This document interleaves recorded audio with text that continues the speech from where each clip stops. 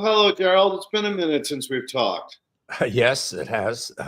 Good to be here. Happy to be here.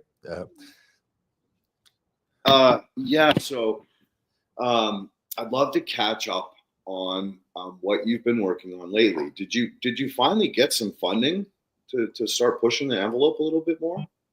We did get a little bit of funding, but not a whole lot. It's really costly to do any kind of research. It costs to hire one person, say a postdoc, if you take into account all the benefits and such, it's kind of close to $100,000 a year. So if you get a grant for 100,000, 200,000, by the time you pay for one person and supplies and equipment and such, you've basically eaten that up.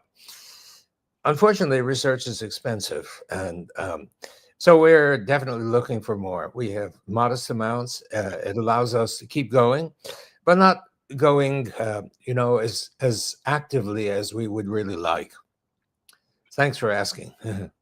Well, I felt bad at the end of the last conversation we had. It was like just so frustrating hearing your voice that, all these wonderful things that you can be pushing forward, and yet you're getting pushed back. Like so many of these advanced, industries and breakthroughs, it just drives me crazy, to be honest with you. Well, it drives me crazy too. I spend a lot of time trying to find money. And it's really difficult to get from the government because at least National Institutes of Health, I think the word water is not in their vocabulary. I don't know, and I've been thinking about the reason for that, and I think it's because the NIH is broken up into silos. Like, for example, Cancer Institute, Heart Institute. There's no Water Institute, but water is essential for all of those disciplines. If you're studying cancer, well, cells are filled with water, and from our understanding of what we found, they're filled with easy water. And it turns out, I wrote a paper on this, that the water is really critical for cancer. I think it's absolutely central for what goes on in cancer cells, and yet the NIH, with a budget of, I think it's $40 billion a year or something like that. It might soon be less. The word water it doesn't exist. It's out of their realm. And yet, let's suppose that I'm right and that water is central in the issue of cancer. And they'll never find it, or at least they'll never fund studies that look for it. A lot of the other agencies, shall we say, or institutes that fund, it's kind of the same. Water, even though 99% of our molecules are water, 2/3 by volume, but if you start counting molecules, because water molecules are so small, if you line up all the molecules in our body and start counting one by one, you'll find that roughly 99% are water molecules. And what doctors learn in their courses is that water is is just a background carrier of the more important molecules of life. Like the solvent, like my glass of water here. You dump the molecules, the proteins, other macromolecules in it, and that's what your body is like. And it's not true. We have so much evidence now bearing on this, that the water inside your cells is not at all like liquid water. And you could determine that. For example, an egg, it's essentially a cell, although some might argue that it's not really a cell, but it's very close to a cell. You crack open the egg, and the egg white, is that really a liquid? Or is it a gel? Of course, it's a gel. And studies 70, 80 years ago, a whole book was written with almost the title is something like "The Cell is a Gel." It really is a gel. And gels, this is not a gel, you see. So, and also, I have friends who are surgeons, and they tell me that they'll open up the abdomen and they'll cut through some muscles, and if a muscle cell, typically a long, narrow cell, if a muscle cell contains water inside, when you take the scalp, cut right through the belly of the muscle, you expect water to come pouring out, but it doesn't. And it mystifies some of these surgeons because they've learned that the inside of the cell is filled with with liquid water. But yet, if it's liquid water, it should come pouring out like a breached water pipe, but it doesn't do that. You see, so while water is so important, it's not exactly liquid water that's in the cell. It's a different kind of water. It's the water that we discovered. Well, anyway, I'm circling back to the main point. The main point that I was bringing out is that the idea that water may be more important uh, than is generally held. That doesn't appear at National Institutes of Health or National Science Foundation. So it's really not easy to get funding when you're studying water. Some funding, yes, occasionally it's available, but for the most part, someone like myself, I think that water is of supreme importance inside the cell, inside the body, and yet there's no mechanism to get funding for something like that. So there's a disconnect, and I think the disconnect needs to be reconnected, and then it will really help. And I think a lot of breakthroughs are in store once the world realizes how important water is and how central water is to everything the body does. So thanks for asking that question. I had a long answer to yours. No, I really appreciate that and the insight too. I mean, water in the population is considered extremely important. Like, people understand that, you really shouldn't drink your tap water. Now you're being forced to buy water, and that water rights are being privatized, and we're being charged more and more for our access to clean water. And yet, at the very foundation of life on a cellular level, it's all about the water. So, that's a giant separation. Well, I'm glad you agree with me. I think also that that's the case.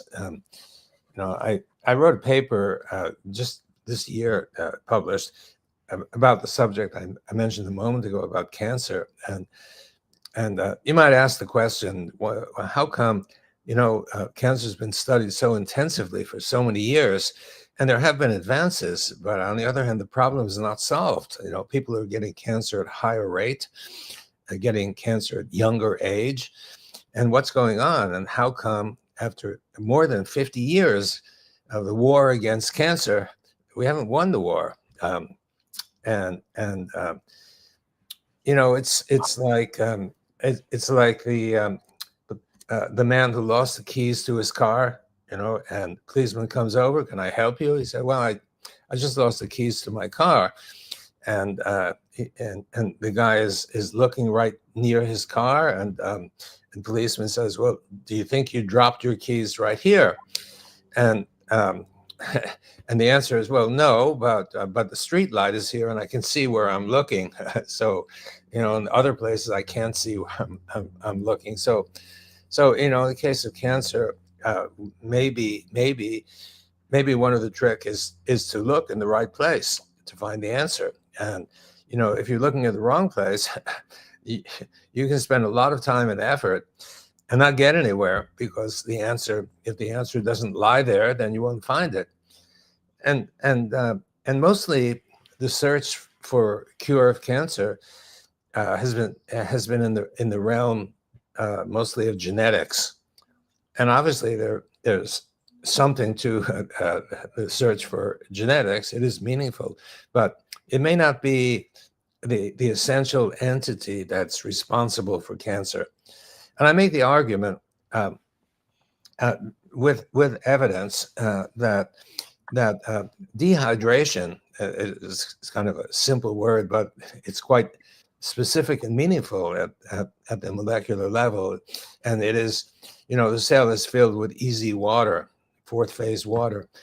And fourth phase water in biology, anyway, is negatively charged. And the cell is negatively charged. And I've argued that the reason the cell is negatively charged, contrary to maybe most people's belief, is that it's filled with easy water. It has nothing to do with pumps or channels. And if you want to go into that, I'm happy to do that. But it's a side issue. And it turns out if the electrical potential of the cell, usually healthy cells are minus 60 or 70 or 80 millivolts. Well, cancer cells, they're only like 10 or 20 millivolts negative, a very small magnitude of electrical potential. And what that translates into, according to our understanding, if the electrical potential comes from the negative charge of easy water, it means you don't have a lot of easy water. And if you don't have a lot of easy water, then all mechanisms based on easy water as a source of action and a source of energy, they're not happening. And also it turns out that experiments have shown that if you have a small magnitude electrical potential in practically any kind of cell, the cell keeps dividing. Well, cancer cells keep dividing. And so it seems to me that a good place to start looking is in the amount of easy water in the cell, or the amount of hydration. It's really equivalent to that. And so cancer cells are horribly dehydrated. They don't have easy water, which amounts to the hydration, and therefore they're pathological. And if that's true, of course, then you might approach cancer in a different direction. You might say, well, gee, if it's a dearth of easy water inside the cell that's responsible for the cell becoming cancerous, almost any tissue could happen. Then it doesn't take a genius to figure out that, well, what you want to do is see if you can approach the problem by building up more easy water. And you can do that in many ways that are simple, and so this is a completely different route to dealing with cancer. It needs to be studied. This is hypothesis. We don't know if it's right. I wouldn't have written the paper if I didn't think there was enough evidence pointing in that direction. But it's we're so desperately needed to study that subject. And as I mentioned, we do have a little bit of money, but this, cancer is such a serious issue that we really need money to tackle this problem in a seriously meaningful way. So I'm glad you brought it up about the funding issue. We're hopeful. We have a few irons in the fire, but one never knows about that.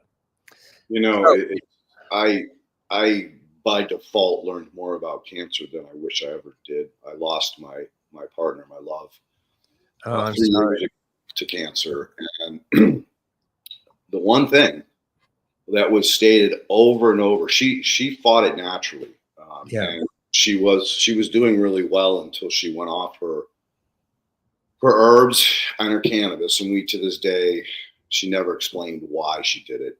Now I kind of have some understanding that this was in the throes of COVID. All right, I wasn't considered essential, even though I'm the one fixing the soil and creating healthier soil for plants to grow. And I should have been essential, but I was not. Yeah.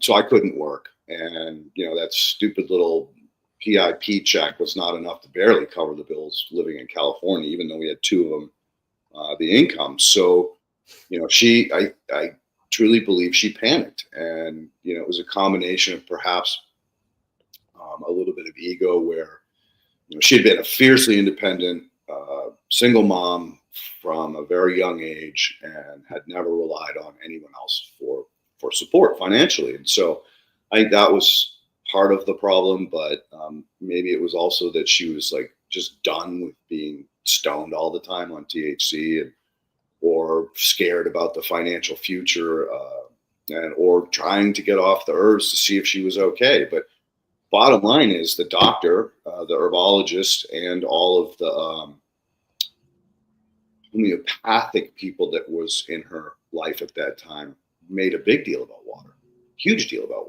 water and clean food. That was the foundation of her recovery. And so when you start talking about, the understanding that the millivolts are the things that are preventing that cancer from spreading, makes a tremendous amount of sense. One of the other therapies was this red light therapy that she was going through. And I would tend to believe, again, it's a UV, that it would help stimulate the easy water in the individual cells. Absolutely. Yeah, we found that particularly infrared light, but red light, similar, almost the same wavelength, a little shorter wavelength, penetrates fairly deeply and has an almost similar effect. That's what builds easy water.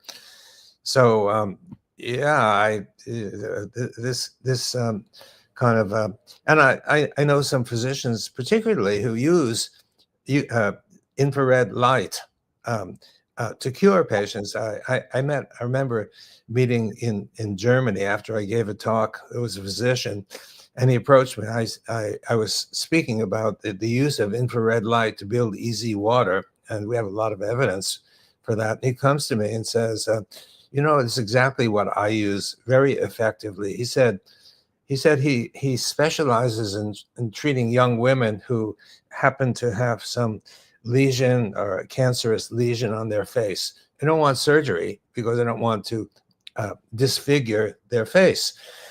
And so to go to him, and he uses infrared light, and he says he turns on the infrared light 2 or 3 sessions, if I remember correctly, and the cancer is gone. So indeed, this, in fact, is what the infrared light does, maybe among other things, is it builds easy water very effectively. And red would be almost as good as infrared in doing that. So yes, absolutely right on. The sauna should be pretty much the same, because sauna is heat, and heat is the product of infrared energy. So if you immerse yourself in the sauna, you're getting a lot of infrared energy from the heat. And if you've been in the sauna before, I have several times in Finland and in Russia, where they're very common. You're in there for 20 minutes or 30 minutes, and you feel completely renewed when you get out. At least that was my experience, and so I guess I'm led to think that the reason you feel renewed is building easy water. And if pathologies, and I think it's a generality that pathologies are associated with the lack of easy water, with, you might say, dehydration.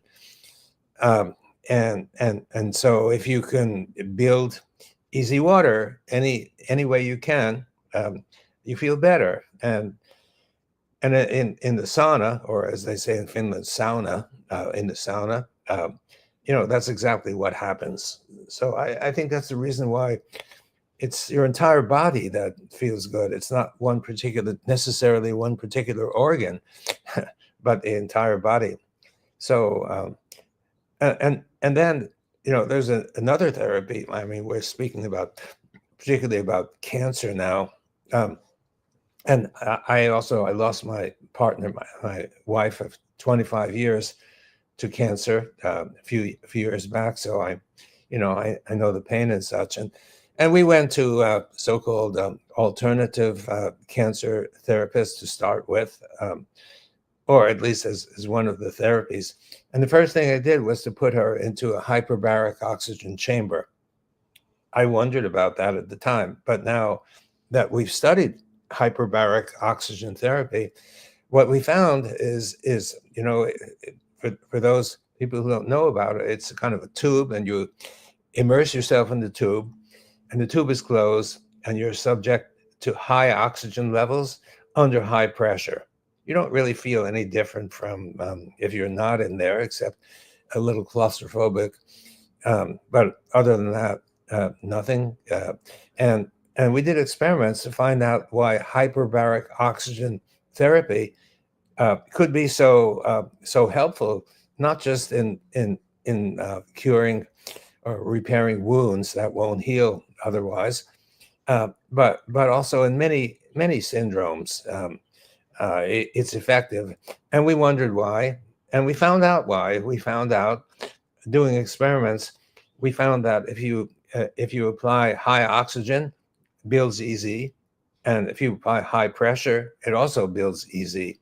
So you put together the combination of the two, and you're really like gangbusters building EZ water. And wherever you have a deficiency of EZ water, it's gonna build up that EZ water. And if we're right, it will lead to repair of the problem, possibly a reversal of the cancer cells, and many other healing oriented features. So all of this is so important to test to see if this is really the case. We think so. We have a hunch, and we have a lot of evidence, but it needs to be tested. So I'm really looking forward to that, because if we're right, we're going to be onto something really important.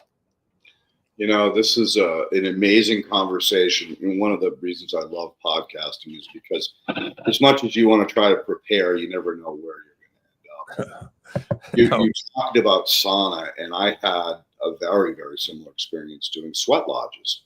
I think there's a new name for it. It's a little bit more appropriate. But what happens is you outside this sweat lodge, the hut, you go around and you collect what are called grandfather stones, and you put those stones in a fire, and you get those stones red hot. All right, it's the coolest looking thing. It looks like a dragon when you shovel them out, and you carry them into the tent. You put them in the center, and then you throw water on it. Yeah, and that's how you get the steam to. Yeah. Oh my God, when you come out of that, when you actually either finish that session or you call uncle and skirt out, it's intense. Like there's a saying, I forget, matakuya, I believe is what you say if you want to get out, because you just can't handle it anymore. And you really have to be a strong human to deal with it, because again, you're super claustrophobic. You're hunched over in this little tent surrounded by people who are just pouring water out of their pores. And you're gasping for breath, because not only are there so many people in this tiny little closed environment, but there's still some residual smoke that's being released from the red rock, as well as the steam. It's just so, it's like it's being steamed alive, literally. But yeah. So in that case, it's a bit like the sauna in that there's heat, but there's something else. When you sweat, you're actually getting rid of positive charge, because the sweat is actually low pH. Low pH corresponds to positivity. And so you're getting rid of positive charge, and positive charge is not good for your health. Negative charge is good for your health. So healthy cells, you're mostly built of cells, and a good healthy cell is minus 50 to minus 100 millivolts. And a sick cell may be only minus 20 or 30 or 40 millivolts. So basically you're negative. I shouldn't say, I wouldn't say you're a negative guy. You're a positive guy, but, but just depending on your language, is that you're negative. It was Benjamin Franklin who's responsible for calling electrons negative. If he had called them positive, it would work so much better, because negative charges are positive. It's good for you. So when you sweat, you're getting rid of positive charges, which effectively makes you more negative, which means more healthy. So I hadn't thought previously, but now that you mentioned about sweating, sweating should make you healthier. Um, um, because of loss of positive charge, or effectively gain of negative charge, which is pretty much the same. Um, so I can understand, how it works and how effective it is. I haven't tried it myself, but maybe I should. Thanks for the Yeah, offer. yeah, no, I highly suggest it because it's totally different than a sauna. It's a lot more spiritual, a lot more focused, a lot more uh, Yeah, self control. Holding your own in a very uncomfortable place, which is a great way of learning and expanding who you are as a human. And I truly believe that it's one of the reasons why the natives or the indigenous used them so often was because of how they cleansed their body, built their spiritual, built their self worth. All these positive things come out of it. And typically there'll be some chanting or some humming, which is a whole nother level of healing. It's that absolutely. vibration, right? Absolutely. Yeah. Yeah. All of the above. I think the spiritual aspects, in older cultures than ours, they knew how important that was. And we, in our quote modern era, we've mostly forgotten that, except some of us. And positive outlook, for example, is so important.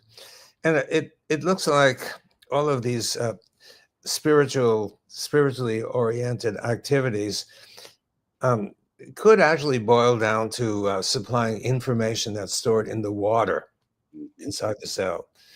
And so this is a long story that dates back more than 50 years about the possibility that water may store information. But I organize each year a conference, annual conference on the physics, chemistry, and biology of water. Last year it was in Lisbon. Not sure yet where it's going to be this fall, but typically we have one or two or three presenters talking about information storage in water. And it's coming to be a topic that is almost conventional now, because so many people have evidence for it, and previously it wasn't. In fact, people actually lost their careers. It started with a guy named Jacques Benveniste, and he was an French immunologist, high level guy with a laboratory of 50 people, and he was working with cells called basophil cells. And the way they work is if you expose those cells to a particular antibody, very specific reaction, they secrete histamine. Well, some guy came to his lab and said, pretty interesting experiment you have, but I can take those antibodies, which trigger the release of histamine from your cells, and I can dilute them and dilute them and dilute them and keep diluting, as in the homeopathic approach. To keep diluting until there's essentially, at least statistically, there's nothing left but water, no antibodies left. And I could elicit the same result. These cells will secrete histamine, but now we're exposing them to only water. And so the idea came about that, well, somehow the water must have information uh, that left over from those antibodies. Otherwise, it's such a specific reaction that you wouldn't expect the reaction to occur. So Jacques, it was someone who showed him this, and he took up this experiment avidly because he was so interested. It was unheard of. It was amazing, and basically he lost his career. And I was a friend of his, and he told me, he said it was kind of my mistake to call this water memory because the term is too provocative, But he did that, and it happened. So he submitted his paper to the journal Nature, and the editor of nature said, impossible, can't be. Water has no memory. And, and you can imagine a glass of water like this. The molecules of water are randomly oriented, and they're bouncing around a fierce number of times per second. This is not the kind of material that could store information. If you think about what could store information, you look at, for example, a thumb drive that you stick into your computer. How does it work? Well, it's got one planar level of transistors, and each transistor, all the transistors are regularly spaced in a two-dimensional grid, and the transistors have two states, 0, 1, on, off, whatever, and it's the distribution of zeros and ones over that two-dimensional space that constitutes the memory. Well, water is not like that. On the other hand, EZ water is exactly like that. It's not only a two-dimensional array, but there's a third dimension too. And of the hydrogens and oxygens that make up that array, it turns out that oxygens have 5 different states, not just 2. They're called oxidation states or charge states. And the most common one that we speak about all the time is -2. We call that valence of oxygen, -2. But there's also -1, 0, +1, +2. So the EZ water has all the characteristics of a computer memory. If it had been known that there exists something called EZ water, at the time that Jacques was doing his experiments, maybe he would have been treated in a more kindly way. But he was considered to be a scientific joke, and the joke is, are you having trouble with your memory? Just drink some of Jacques Benvenist's water. It has memory, so that it'll repair your memory. Well, scientific joke. He died prematurely. I know the people who have known him very closely. So he was one of the pioneers in water memory, or information in water, and so there are several more. I can tell you about them if you're interested. But so have you ever heard of Dr. I think it's Emoto? Yeah, I know those people very well. The Emoto people. He died just about 10 and a half years ago. So he would project his intention on the water, and it turned out that if the intention was positive, I love you, or peace, or something like that, and then after he froze the water and looked at the water crystals, they would look beautiful, very symmetrical. If he projected negative intention, they would look ugly. He ran into problems because his work was not particularly scientific. He would do cherry picking. He'd freeze 50 petri dishes. He'd look at all 50 of them, and he'd pick out the one that showed what he wanted to show the best. And said, well, here's what it looks like when I project positive intention, and here's what it looks like with negative intention.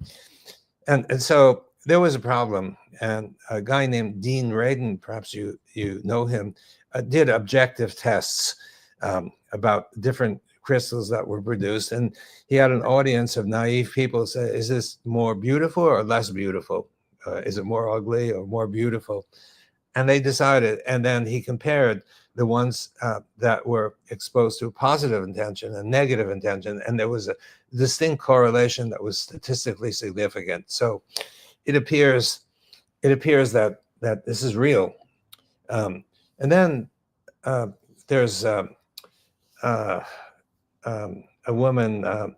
Sorry, I'm blanking on her name. That's no worries. Veda Austin, yeah, Veda. She's really more or less taken over.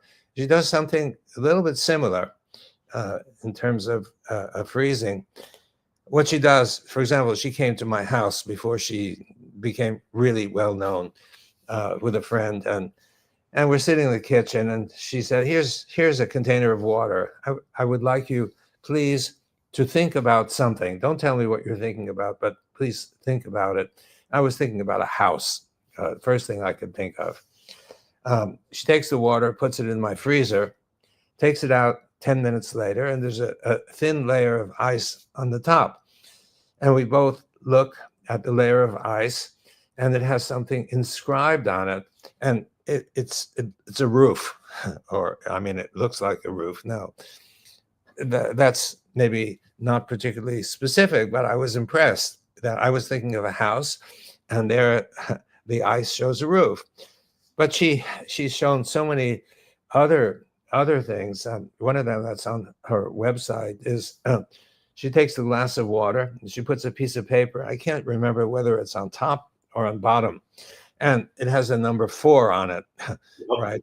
And she puts it in the freezer, takes it out 10 minutes later, and there inscribed on the ice is the number 4.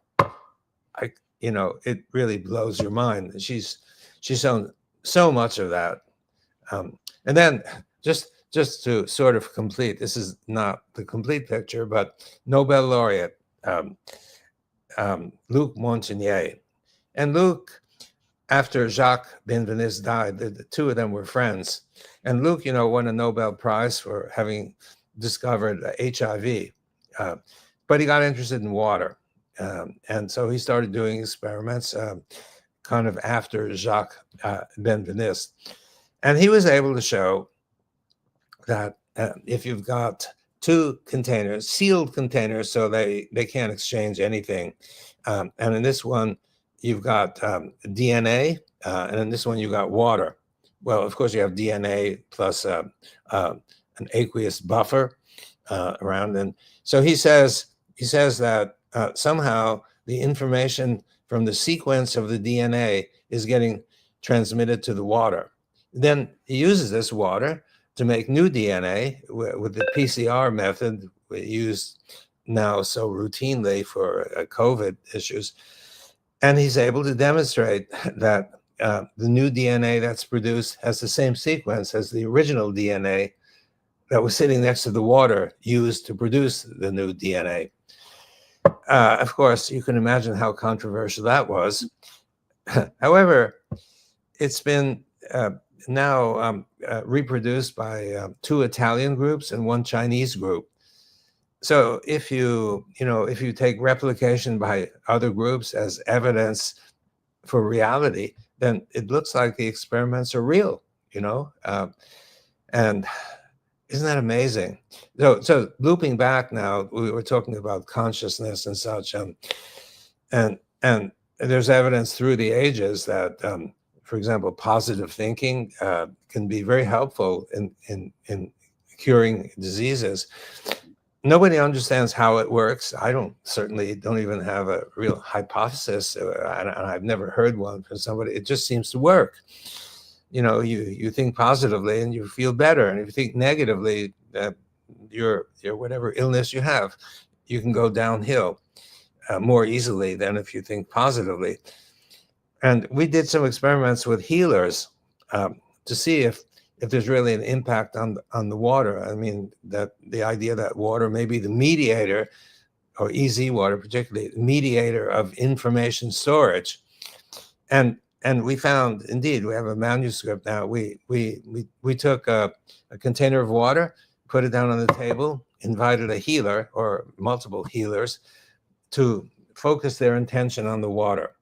Now, experiments are a little bit flaky because healers don't usually heal water. They heal people. So some of them are a little confused about what they're doing, but still, we found a positive result. We use standard techniques to look at the water, techniques that any physical chemist would use, like for fluorescence, people, for example, and different kinds of spectroscopy. And we found that the healer made a difference in the structure of the water. Which is pretty interesting. So I think it at the very least, it verifies that you can have these subtle energies in some way, and they do impact the water. And that may be the way it works in our body, that it's the water that's the substrate for storage of the information. And if we think positively about the world, about life, it has an impact on the structure of the water, and a positive impact. And if we think negatively, it has a negative impact. It doesn't solve the problem. It doesn't tell us the mechanism, but at least it's a kind of first hint about how that might work. So we're excited about that. Yeah, so I did not know the lady's name, but I have been seeing a lot of her work where she takes pictures or coins or whatever and puts them next to the glass and lets it freeze, and then you almost get like a clear three-dimensional picture or version of that picture. Isn't that amazing? Yeah, that's Austin. Yeah. Yeah, I can't, I couldn't remember her name, but I was going to bring that up to you if you had heard or seen about that. You've got a crazy group of friends, brother. You are friggin' next. I do. Yeah, I'm blessed to have interesting friends. Yeah. So back to spirituality, right? I'm not going to dredge up a whole bunch of my past, but I went through a horrible divorce. All right, it devastated me. I was a father. I went to all the field trips. I was all about my wife and my children and my business, and giving my children, as much, if not more, than I had as a child. And so when I got divorced, it literally crushed my soul, my spirit, my soul. Oh, I am sure. Yeah, there were days I couldn't get out of bed. I was so upset, and so I went through some really, really dark times, and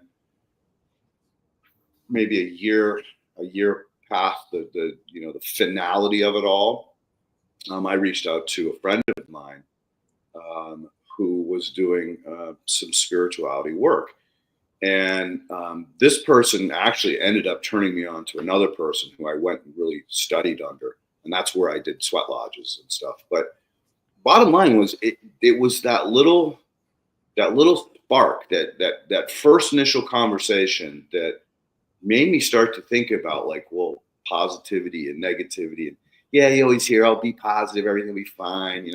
Be generous and it'll come back twofold. All of those, religious teachings that, again, I went to church as a young boy.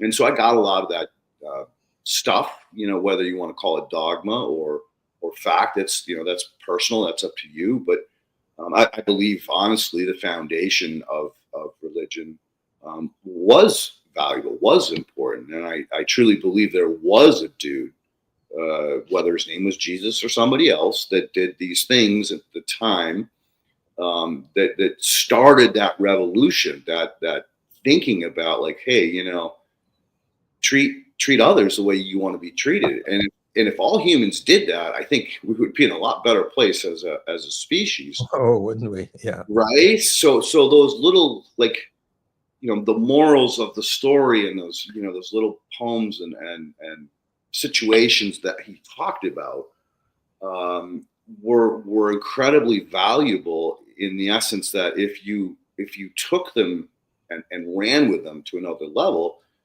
then yeah, a lot of good things would come out of them, and that includes being more positive and having a better projection of who you are, and a higher level of conscious, like being responsible and thinking, and being present in the moment. All these little things that are, personally, I've learned to be incredibly valuable and important in my life. And when I start talking to people about it, typically their eyes glaze over and they're like, "Oh, here we go," and it's sad, because I think they're missing one of the most important aspects of how to achieve happiness and satisfaction in your life. And again, like, whether you're projecting on a glass of water, whether you're projecting it on yourself, whether you're projecting it on others, generally speaking, you will attract, especially, like, if you're not careful, you will attract a lot of negative people, because they feel that energy and they want to be a part of it. And this was something I didn't realize until I got together with Pauline, and she began to explain to me about, well, empathic energy, and you know, you're so positive that you automatically attract these energy vampires and stuff. So there's a lot of energy in the water, and we're all water. And why are we not more focused on that, right? It's incredible. And again, like I think you're spot on about the water and the potential for cleaning. We all have cancer in us. We all have cancer in us. The only issue is that that cancer doesn't multiply unless you become unhealthy, or unless you get exposed to a lot of horrible compounds. And I tend to believe those horrible compounds also steer your conscious to a negative place, where now you're reducing the energy, the negatives, which should be positives. And I love that you brought that up, because it's always so frustrating. It's frustrating. Right? Because it should be positivity. We're creating positive water in ourselves. Oh yeah, well, we agree on that. Terminology. What are you going to do? You know, it's the way it is. You can't. It is what it is. Can't change. It's not easy to change the language. So it's not easy to change concepts either, because you know a lot of us feel secure in what we've learned. You know, I think this is one of the reasons why change is not so simple, because we learn something in school, especially those of us who are scientists. We learn a whole big heap of science, and we feel secure. You know, we know how this works, we know how that works, we know how this works. And if someone comes along and tells us, oh, this is bullshit, it doesn't really work that way, it works a completely different way, we're resistant, because it challenges our sense of well-being. We like to feel secure and happy. We understand this and we understand that, and someone comes along and says, no, your understanding is all wet, if you pardon the expression. I love it. You know, and so it's jarring, and we're happier to remain where we are. But you know, so science doesn't change very rapidly. I'll tell you something. Maybe this is slightly off track. I'm not sure really what you want to get at during this interview, but our system of funding science actually works against innovation and revolution. Now, I see you're nodding your head, but I'm not sure that you really are going to follow what I'm saying. The reason why, suppose you, Leighton, you have an idea. Everybody around you thinks that the Earth is flat, and I can look out my window here. I'm at my home now, and I'm in Seattle. I look out at Lake Washington. It looks flat, and indeed. So it's easy to imagine that the Earth is flat, right? And imagine everybody thinks the Earth is flat, but you think otherwise. Why do you think otherwise? Well, you've seen some satellite photos. You could see the curvature of the Earth. You've seen some photos taken from the moon, and the Earth looks like a coin, you know, a round coin. And you've taken off, and you've landed in Tokyo, and you kept going west. And after Tokyo, you stopped in Brussels, and then from Brussels to New York, and then wherever you are right now. I'm not sure where you are, but you've gone around the world. If you've gone around the world, it's hard to imagine that the world is flat and infinitely flat, because you got back where you started. So you've got all these pieces of what scientists like to call preliminary data. And you think, by golly, this is really important, because, you know, everybody is sure that the Earth is flat, and I think the Earth is round. So being a serious guy, you say, okay, I really want to study this to be sure. So you prepare a proposal, a grant proposal, because without money, you can't do anything really, or can't do very much. So you prepare a grant proposal, and you drop it off at the National Institutes of Health or National Science Foundation, and it's picked up by the gatekeeper, and the gatekeeper says, "Oh my goodness, Leighton Morrison, who the hell is this guy? I don't know him, but his application is saying that the Earth is round. That's really far out because everybody knows it's flat. So I need to do my job conscientiously, and I better make sure that this applicant, this guy Leighton Morrison, he's not a flake. He's kind of serious because this is an important topic. So what does he do? Being conscientious, he hires as your reviewer some of the most distinguished scientists who know everything there is to know about the shape of the Earth. Well, who are these people? These are the flat Earth people, and not only the flat Earth people, but the experts in the flatness of the Earth, right? Because he really wants a sophisticated scientist to be reviewing this because it looks like an important and challenging proposal. Now, so you're reviewed by the very person you're challenging. Mhm. Does that work? No, and I've been exposed to that too many times in my life. Innovation is crushed It's unless they can have it, right? If they can steal the innovation, they'll get behind it like a bulldozer. right. But Sure. if you're the one that's going to benefit from that innovation, no, we're not going to let you enter the market, little boy. Give you a pat on the hat, go get out of here. So why is it that these organizations are designed in such a way? Well, it's easy: power, money, and control. Right? I mean, look, you brought up the cancer, right? Yeah. This has driven me nuts. Is like the billions of dollars that have gone into cancer research, nothing's been discovered. Worse yet, they know by statistics, chemo kills 90% of the people that do it, that take it, and yet they still give it. Yeah. It's about money. It's not about curing. It's about keeping you sick and keeping you jacked into the money making system. And that's the part that kills me. And again, crushes you as well because you're subject to that same thing. They don't want that kind of innovation because it disrupts their market. And that's the problem. Absolutely. Right on. 100%.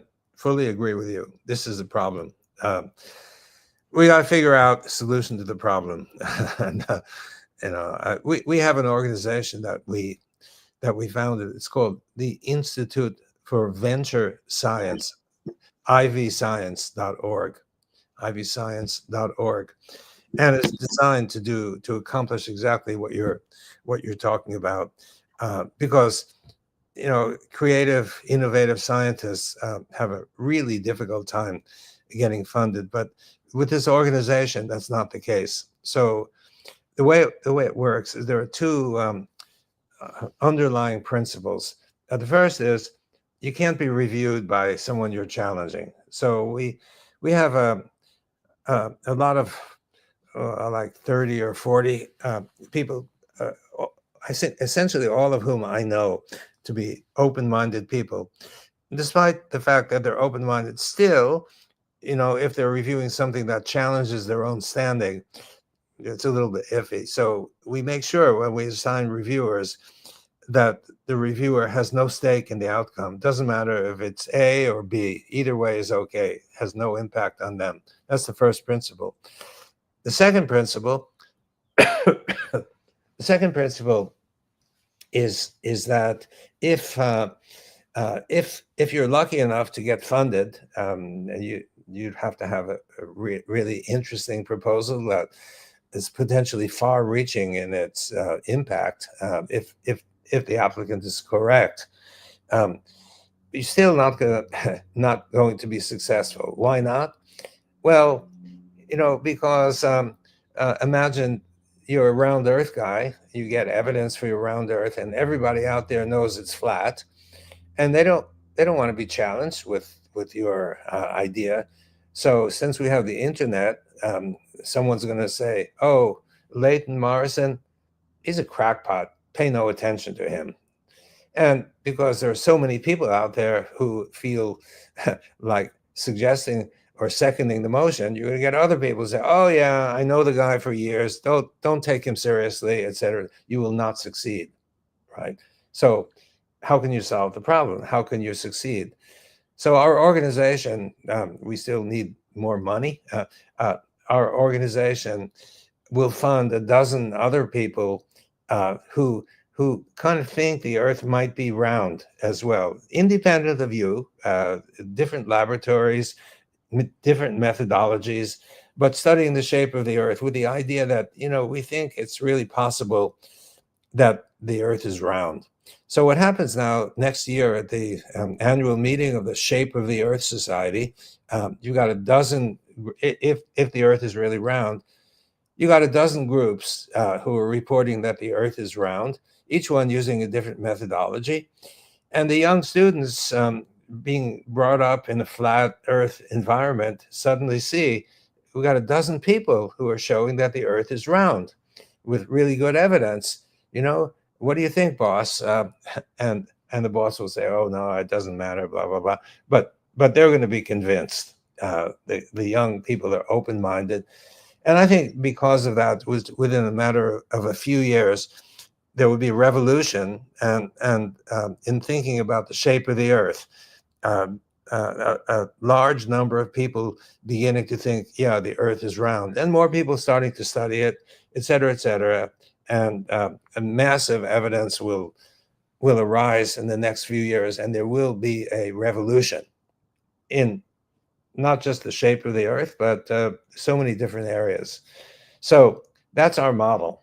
And well, I would like to see something like this go into effect on a national level, because I think it could change the entire scientific community. It could finally bring revolutions. If I were to ask you how many revolutions we've had in the past, say half century, I don't mean technological revolutions, making this interview possible, for example, and your laptop and whatever. Those are technological, and they're supported by lots of money, lots of investment. But fundamental science is not. And so I'm talking about scientific revolutions of the magnitude, let's say, of finding the genetic code that was, I think, 65 years ago, or splitting of the atom that was maybe 75 years ago. Can you think of anything as significant as that? I mean, some scientific revolution that's really impacted your life and the lives of everybody. The only thing we can say is the awareness of soil biology. Now, it hasn't got any traction yet, right? It's gaining momentum. Well, that's an awareness. It's not a revolution. Cell biology has been studied for a couple of hundred years. So I'm not sure. I mean, I hear you, and there's lots more understanding of cell biology, but where is the fundamental scientific breakthrough that teaches us that cells don't work the way we thought they did 100 years ago? Well, maybe I should be more specific, and not about cell function, but how the soil functions. And this, hear me out. It's like soil food web, compost extracts, Jadam, natural farming, Korean natural farming, biodynamics. I mean, biodynamics was called "you're a lunatic" if you subscribe to it. But that was 150 years ago, or yeah.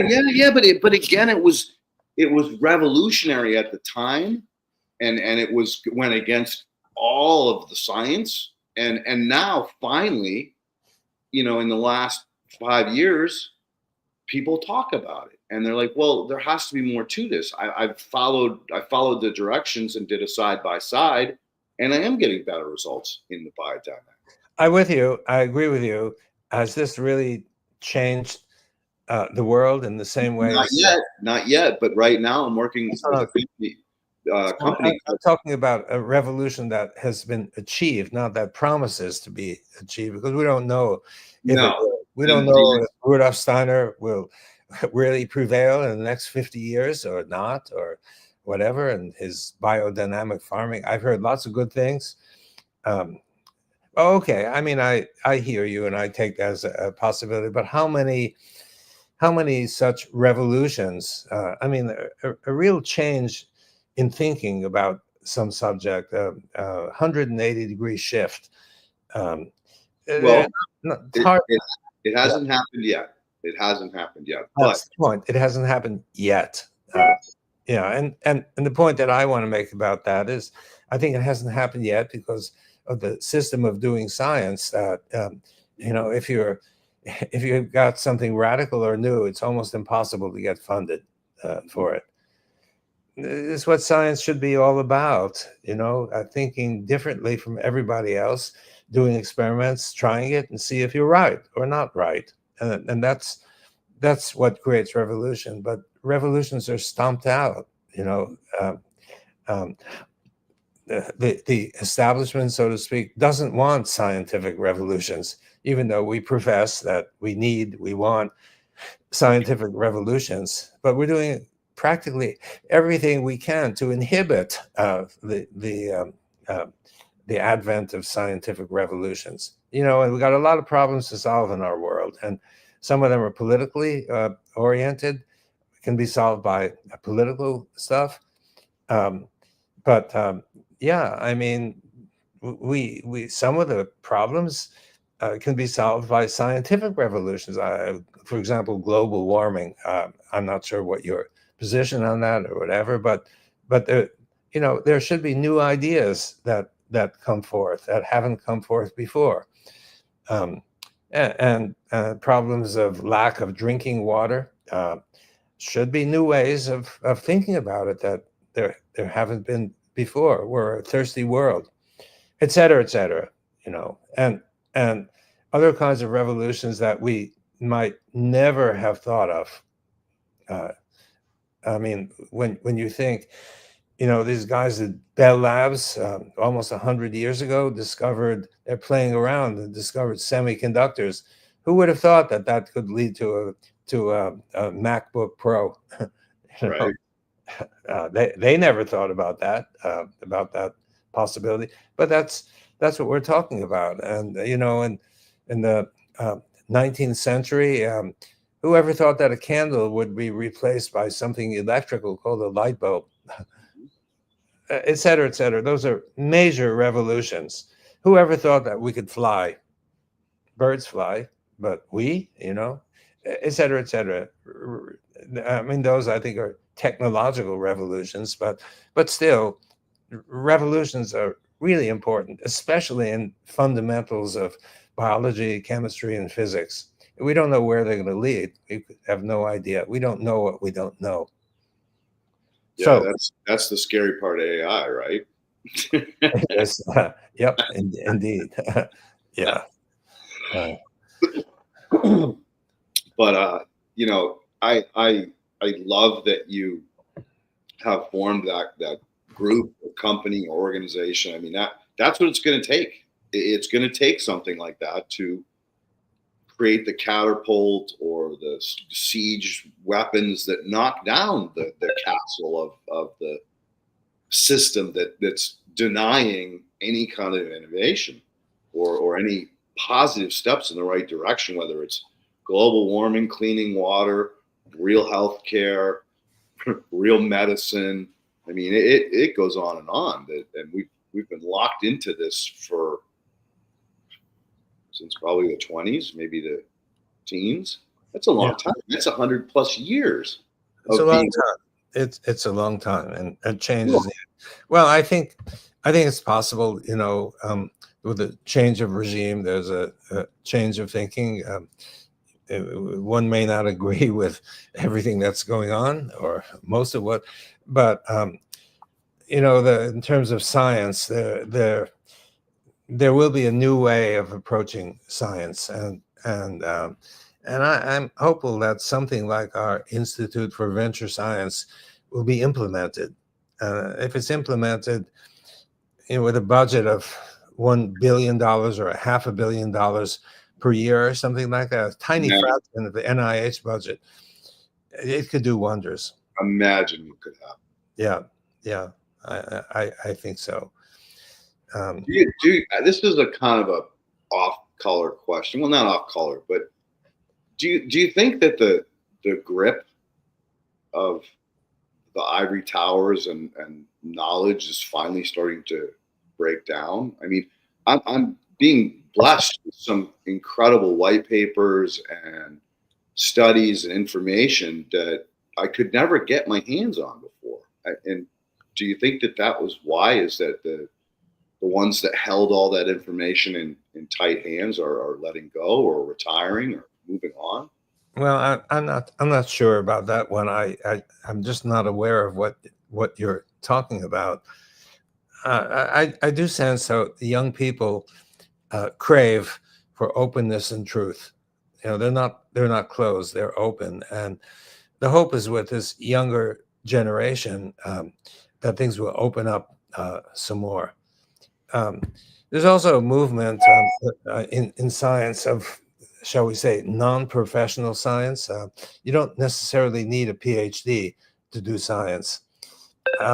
I've encountered some incredibly creative people that don't have the, quote, credentials that you're supposed to require to do science. The curiosity is more important than credentials. In fact, I had the idea, I have a lot of ideas that no time to implement, of creating a university, a science university. And the criterion by which I would recruit students is not the usual criterion. So usually, a student does very well in the grades and on test scores and such.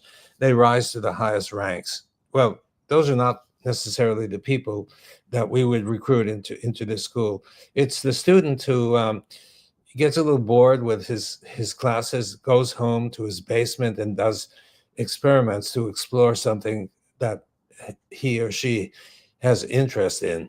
And that's the creative person, that's the motivated person, that's the kind of person we would recruit to our university. And then in terms of courses, there'll be a course every year, every half year, every semester, every quarter, whatever system this might work on.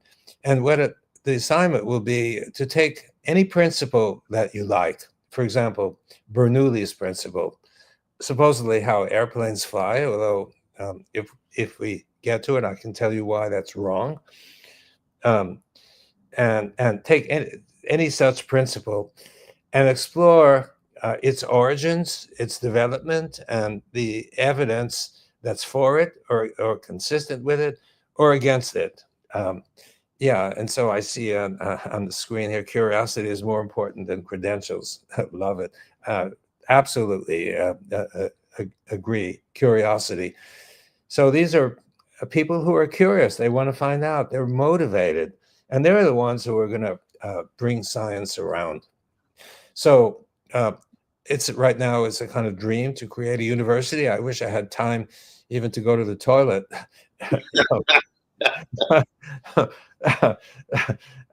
So if I can clone myself, and produce a few more, please do. Heaven forbid.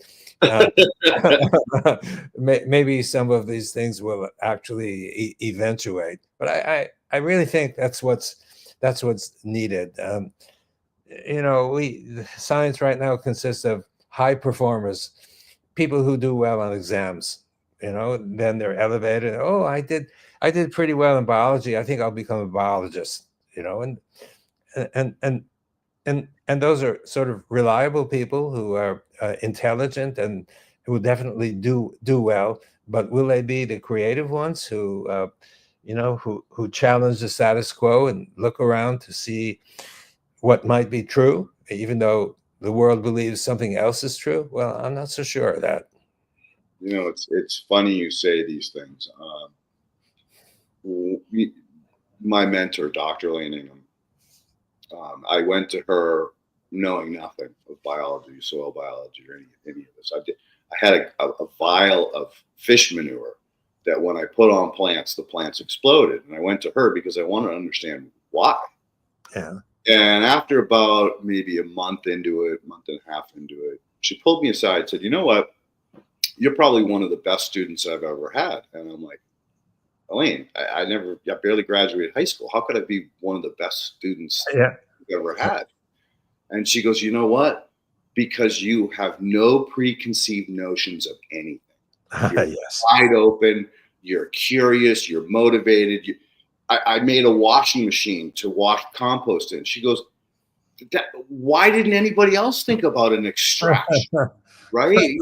Why are you coming to me? And I got all these graduate students and PhDs and people I've selected from all over the country to intern under me, and there's no innovation coming out of it." So you're spot on. I think there was a movie that my kids loved. I forget the name of it, where this kid didn't get accepted, or that's the name of it, accepted. He didn't get accepted to college, so he created his own college. And he did it to trick his dad into thinking that he did get accepted, right? And he had his buddy build a website, and the website was supposed to be inactive, but he messed up and it was active. So before they knew it, they had tons of kids applying and sending them deposits. They created their own college, and the first day everyone's like, "All right, what are we going to do?" And he goes, "Well, what do you want to learn?" "Well, I want to learn skateboarding." "All right, we'll start a skateboarding class." And that's exactly what they did. And the movie was wonderful because it depicted exactly what you're trying to describe. The innovation was incredible that came out of that college, and the kids, they got real skills. They got things that they could transfer into a living or a future that they would never have gotten in a purely academic scenario. So, dude, somebody's got to pick that ball up and run with it, because Maybe somebody will pick up the ball, because the way it looks, institutions of higher learning are under pressure right now with the government, and who knows if they're going to survive.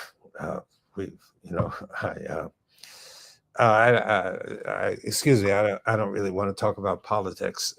I know it's a dangerous subject, and I personally have gone out of my way to not drag that into any of our conversations for just that reason. It's just it just creates more division, and we don't need to be more divided. We need to find the middle. We need to find common ground.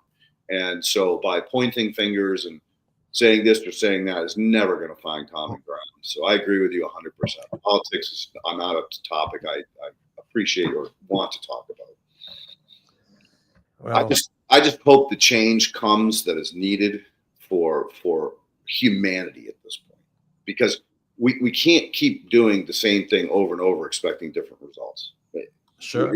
It's been 100+ years. It's time for us to redirect humanity in a prosperous, beneficial way, and not this control, for lack of better words. I'm with you 100%. So we're running out of time here. We're going to cut it early today, guys. He's got a guest coming, and I've got a conference call coming up. So is there any other innovation that you'd like to share that you've been working on or thinking about?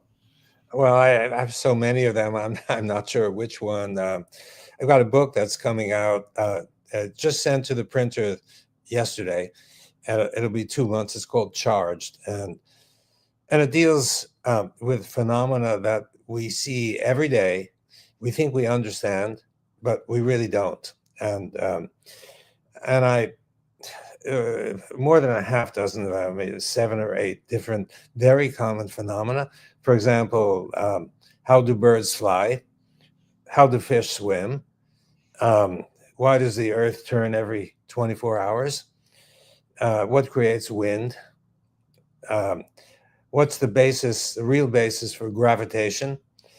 How do you understand weather? All of these, congratulations. I look forward to the new book. Thank you. We all do. Trust me. We all do. Can't wait to get it. I mean, it's pretty radical. But as one pre-reviewer suggested, he said, when I read the preface to the book, I almost fell out of my chair. He said, and then I read the book and I found out that all of these crazy ideas were really well supported. So I appreciate that one, and I hope others react in the same way. You know, there are simple things. If if I were to ask you how birds fly, you know, I think most responses would be, well, they flap their wings, right? I personally think it's magnetic, like the Um, bumblebee. Bumblebee shouldn't fly, well, right? you might be right. Um, I think it's electric. Well, same thing, electric magnetism. Sorry, I look at those as very very similar, kind of like Okay. Well, kind of okay. like So lightweight. it's a Like not. Listen, some birds don't flap their wings. I look out my window every day. I see eagles. There's an eagle's nest nearby, uh, and they quote unquote soar. But I mean that's not a mechanism. Um, that's just a description. You know that they soar. But what keeps them up? For example, I mean I see the eagles coming. They pass right by my window and they're not flapping their wings, and they'll either go level or they'll go down or sometimes they'll go up, and they'll go with the wind, against the wind, right angles to the wind, every combination. No matter what, they stay up. They don't plummet uh, to the ground. And you know, so what's going on? I think there's a lot of good reasons to think that it actually what keeps them up is electrical charge.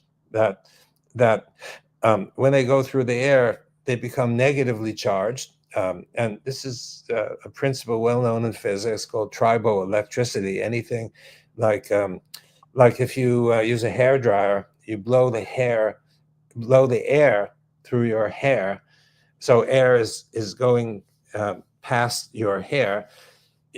Your hair is fluffy afterward, right? And so why is it fluffy? It's fluffy because each hair is negatively or is charged. It turns out it's negatively charged, and so the hairs repel each other, and your hair becomes fluffy. It's that same principle.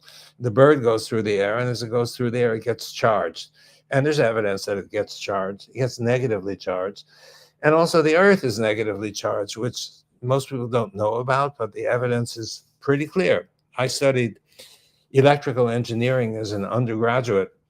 No professor ever even hinted to me that the earth was anything but bland neutrality. You know, you plug into a ground and it's zero electrical potential. But it turns out that the evidence is different. The evidence shows that the earth is negatively charged. And that's one of the reasons why if you walk barefoot on the grass, um, connect yourself electrically to the earth, you feel good because the electrical charge from the earth can seep into your body, build easy water. We have evidence for that. And the negative charge converts the liquid water into easy water, and you feel better.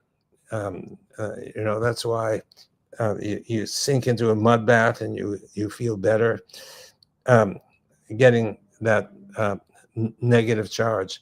So the same thing with the birds and with planes. Also, you know, you have gliders, no propulsion. They can stay up for the record is about 20 hours, and even paper planes. Um, I think the record is a few thousand feet. Uh, there's no wing curvature as required in Bernoulli's principle, yet they stay up. And as the plane goes through the air, it acquires negative charge for the same reason we've been talking about. And it's a negative charge that repels from the negative Earth. Well, I don't expect anyone to change their point of view based on 2 minutes of description, but there are several chapters on it, and I've presented ample evidence that that's the case. And I talk also about sailing. Um, are you a sailor by any chance? oh yes, loved it dearly. Okay, so you know that sailing downwind is a no-brainer, right? The sail fills with air from the wind, and it takes you down. but sailing upwind is a little more complicated and not Yeah. intuitive, right? Yeah, and you also may know, you know about ice boats? Yep. Yeah. Have you been sailing one? I have just once, and it wasn't a very windy day, but I got to do it. Oh, okay. Well, when the day is a little more windy, the ice boats go 100 miles an hour, you know, and you fear for your life on that. But so here's the deal. Um, when you sail in one of these boats, the ice boats, it's just like a regular sailboat, but on skids, just like a sled. Yep. So almost no friction, but you wind up um, after you get going, you wind up going effectively into the apparent wind because you're going 100 miles an hour, or you know, close to it when there's wind, and the wind is hitting you in your face. So wait a second. If the wind is hitting you in your face, if any wind comes and hits me in the face, I go that way. But you're going this way. Explain it. Well, it's not obvious, right? No, clearly Newton is. turn And, over his grave. and as a sailor, I understand what you're talking about. You know, it's Well, like when you're tacking, the wind is just barely catching the edge of the sail, right, and right. yet you're still moving forward against the wind. Yeah, absolutely. But you know, that's kind of more easily dismissed because of the complications associated with the angle, with the water friction of the keel or centerboard, you know, and so it's a little hard. A colleague of mine wrote a book on sailing. Sailing downwind required 1 chapter. Sailing upwind required 4 chapters on the physics, which means that he had a hard time figuring out how it really works. And it apparently doesn't work. It shouldn't work because Newton, you know, would turn over in his grave, right? Something's wrong. You push and you expect whatever it is you're pushing to go in the direction of the push, but the sailboat is going the opposite direction. You feel the wind on your face, but you're going into the wind. How do you explain it? You I'm know, looking forward to the book. okay. And then the next book, the limiting factor is mostly my son, who's the artist, and he's a fantastic artist.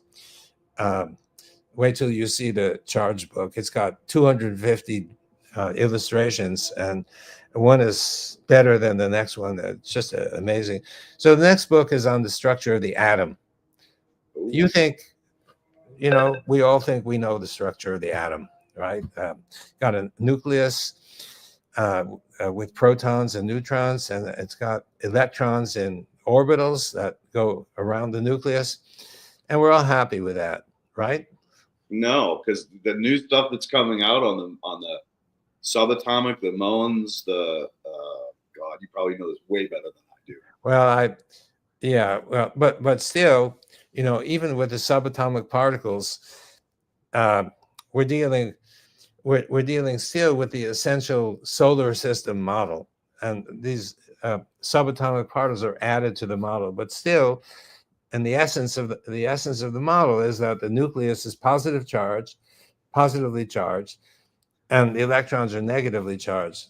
Now, um, wait a second. Didn't you learn in middle school that plus and minus attract each other? Mhm. So how come negative electrons don't collapse onto the positive nucleus, leaving you with nothing? No idea, my friend. Well, yeah, I think nobody has any idea, which means that maybe that model is inadequate. Um, and how come electrons, which like to repel each other, gather together in an orbital? Wouldn't they prefer to be as far away from one another as Right? possible? Right? And how come you got 2 atoms, and atoms like to stick together, giving you a solid material like aluminum on Yeah, molecules, right? well, atoms, yeah. So wait a second. This atom has electrons, um, on the periphery, and this one has electrons on the periphery. What holds them together? They want to repel each other, not stick together. Those are, those are just a couple of issues that we have. I mean, like, not complicated issues, simple issues don't make sense. So those are some of the ones that I argue with, and there's no easy solution for these. You can invent things to kind of like patch a gaping wound, but is that the way nature really works, or is it possible that that model, which has been around now for a century, that model is inadequate? I think it's inadequate, and I'm proposing something else. It turns out that what I propose, I found out after the book manuscript was written, that a similar idea was proposed 100 years ago by one of the famous chemists, G.N. Lewis. The chemists didn't like the Bohr model. They said, this doesn't make any sense to us. They said, it doesn't explain the simplest of chemical reactions. So how could it be right? It was the era of physics. And the physicists were dominant. There was Einstein and Bohr and Max Planck and all those people, distinguished Nobel laureates. So they had to be on track. But I'm not so sure about that. Well, yeah. So anyway, it's a problem, and I'd like to address the problem because I'm I'm searching for truth, and I want to find truth. So I've had a whole host of books that are either fully written or almost written, and waiting for my son, the fantastic artist, to catch up with me. It's really, really exciting. Life is very exciting. So anyway, I guess I think I'll end with that. A lot of exciting stuff coming in the future, and I just can't wait for the future. Well, I'm with you, my friend. I try to explain to people that as crazy as the world is around us right now, it is some of the most exciting times that we're unleashing all of this information, truth. What's really working is the NPK really feeding the plant healthy, or is it soil biology? All of this stuff that's really starting to come out, and access to these papers. Like I tried to tell you, it's like I'm getting access to information that I was like, well, where has this been, for the last 10 years of my life? So it is exciting times. And Ken, I'm sorry, you popped on for a reason. So, well, we're almost out of time, but the potentials and the possibilities, one of my favorite quotes is, whatever the human mind can conceive and believe it can achieve, because anything is actually possible. We just have to look at it and explore it. But Gerald, thank you so much for giving us an hour and a half of your time today. It's always an amazing conversation. I love having you here. Well, thank you. And I appreciate you guys and your great questions. And thank you. Thank you very much. Well, sir, with all due respect, we really appreciate you. And I look forward to maybe 6-8 months from now, popping you back on and finding out. Sure. Yeah. And definitely email us when the book comes out so that we can get it out to the audience, because I'm sure there's going to be a lot of the people that tune into this that are going to want to read that. I will do that. I'll make a note to do so. Thank you so much for your kindness. Well, thank you, Tim. And Silly Lily wanted to say, kick your son in the butt and get him working hard. We want those books. I got that message, but my son is a perfectionist, and he'll work on an illustration, and I might critique it, and we never have a fight. We always either I'm right, he's right, or somewhere in the middle, but it never result. There's no ego issues, and the problem is once we agree on a illustration, he's always improving it. And I've made the mistake of saying, Ethan, maybe I'm going to put your name on the cover, illustrated by Ethan Pollack, and that made the situation even worse because now he's absolutely committed to making sure that each illustration is the best possible. So it takes a long time. Well, good for him for putting pride, joy, and love into it. I mean, that's how you get reward. That's how you achieve happiness. So I suppose so. Okay, guys, thank you so much, Okay. and we'll see you. Okay, thank you. Yeah. bye-bye. Bye-bye. Bye.